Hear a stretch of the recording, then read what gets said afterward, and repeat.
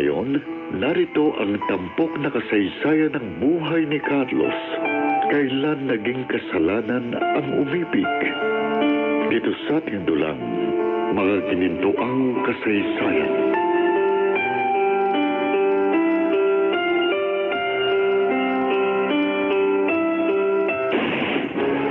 Gabriel! Father Carlos, nakabulag tapo at duguan si Ma'am Ageda. Halika, Daniel.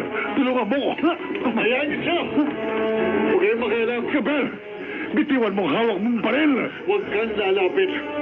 Dahil ikaw ang isusunod kong paputukan. Please, Gabriel. Maghunos dili ka. Sabihin niyo sa akin ang totoo. Ikaw ba talagang tunay kong ina? At si Daniel ay aking kakambal? Gabriel!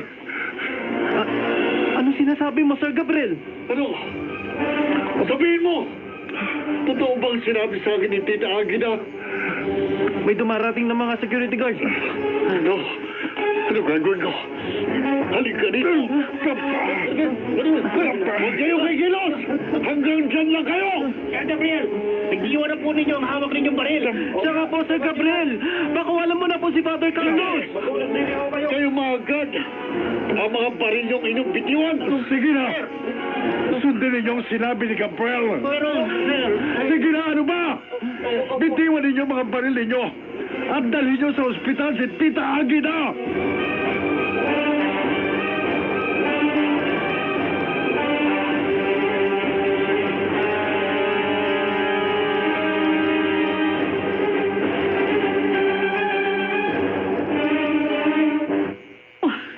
Bakit ba bigla akong kinabahan? Parang may masamang nangyari. Mama? Mama? Oh, May hostage taking na kasalukuyang nangyayari ngayon sa opisina. ano? Napanood ko sa flash report sa TV. Sinong na-hostage? Si Father Carlos. Ha? Hinostage siya ni Gabriel. Bakit? Anong nangyari? Nabaril po kasi ni Gabriel si Tita Agida. Ha? Nabaril si ate? Opo. Kumusta na siya? Dinala raw po sa ospital at kasalukuyang nasa rooftop si na Gabriel at Father Carlos.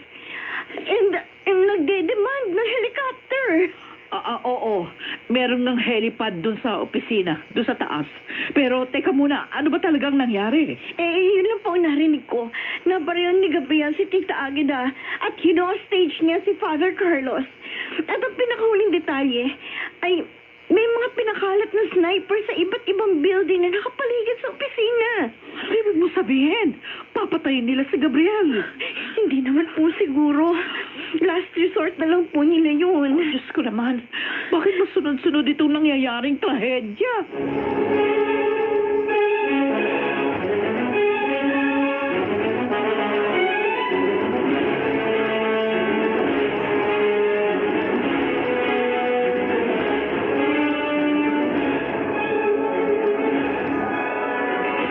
Gabriel, sumuko ka na.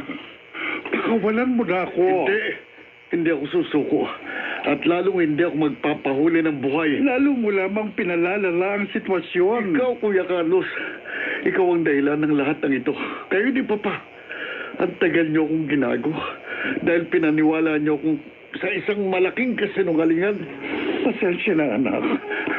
Patawarin mo Huwag ako. mo akong tatawaging anak. Dahil wala kang kwentang magulang. Wala ka nang magagawa. Dahil hindi na mababaligtad pa ang katotohanan. Tagal naman ang helicopter. Kapag hindi sila dumating sa loob ng 2 minuto. No!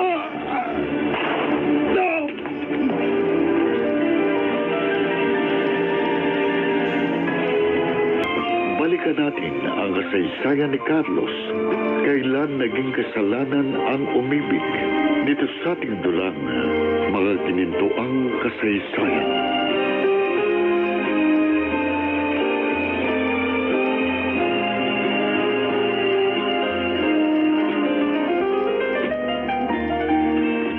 Kumusta na si Gabriel? Anong lagay niya? Dalawa ang tama niya. Isa sa kamay at isa sa balikat. Tapos nadaplisan din sa braso si Father Carlos. Ganun ba?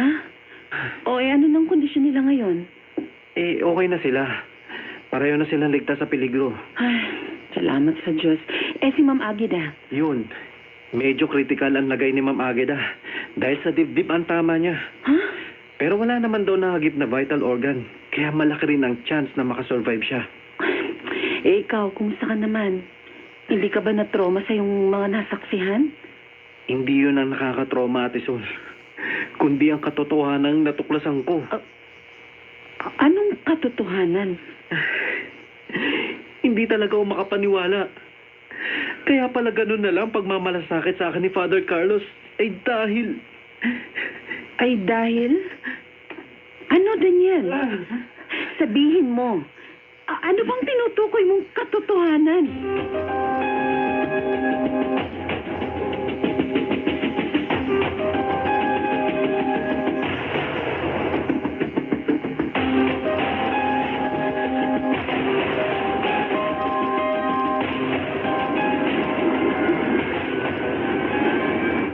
Oh, ano ba itong mga nangyayari, Angelica?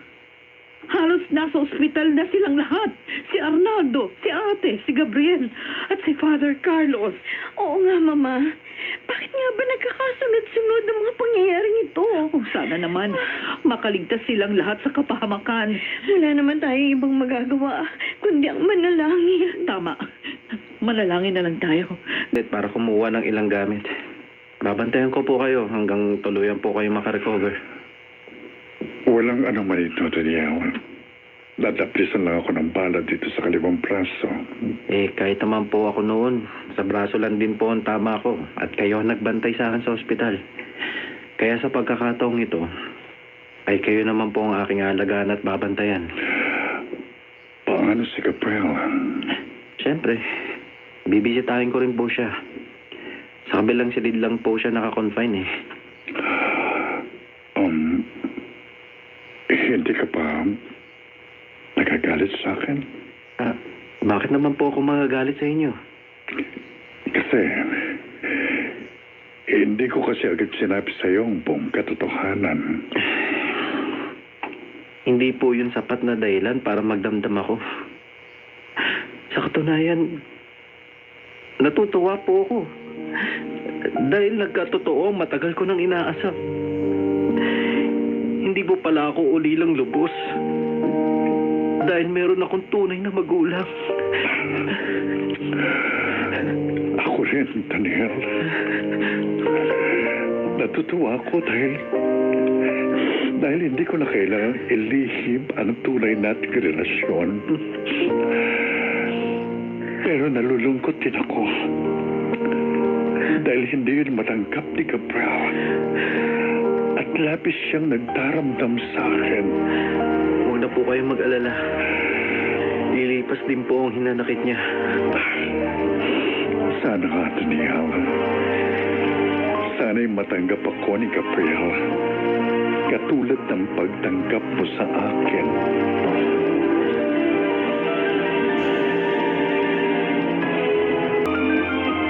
Balikan natin ang kasaysayan ni Carlos. Kailan naging kasalanan ang umibig? Dito sa ating dulang, mga ginintuang kasaysayan.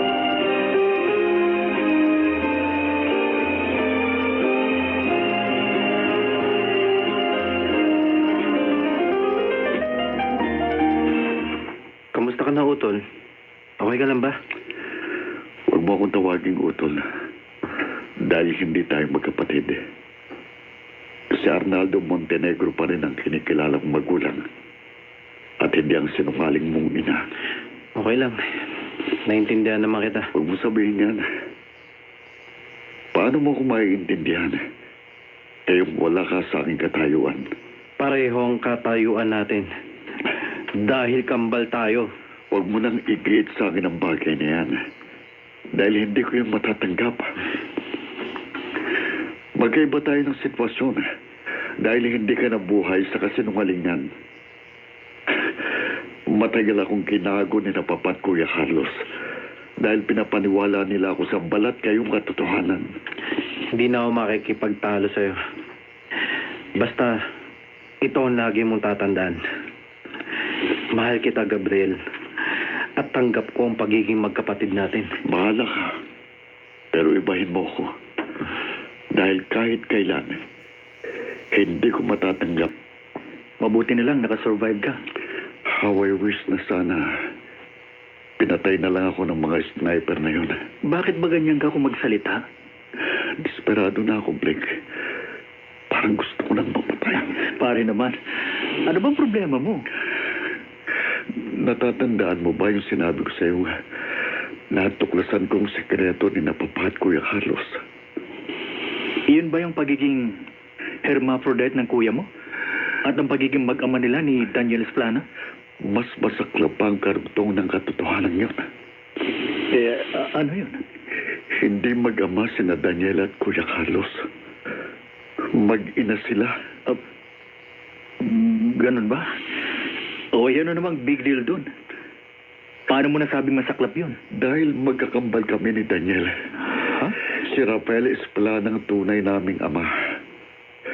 Hindi ako isang legit na Montenegro. At yun ang hindi ko matanggap.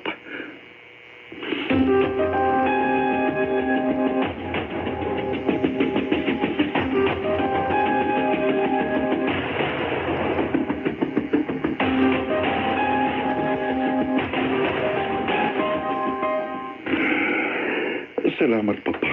Nagkamalay ka na. Carlos, umusta ka? Heto, kalalabas ko lang po ng ospital. Kayo agad ang pinuntahan ko. Bakit? Ano ba nangyari? Marami, Papa. Napakarami ng mga trahedyang nangyari. Pero saka ko na lang sasabihin. Magpahinga at magpalakas muna kayo. Saka ko na lamang po ipaliliwanag ang lahat kapag tuluyan na kayong nakarecover.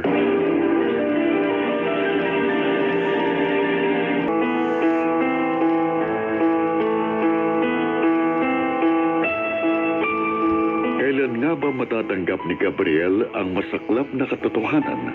Magagawa pa nga ba niyang patawarin ang tunay niyang magulang?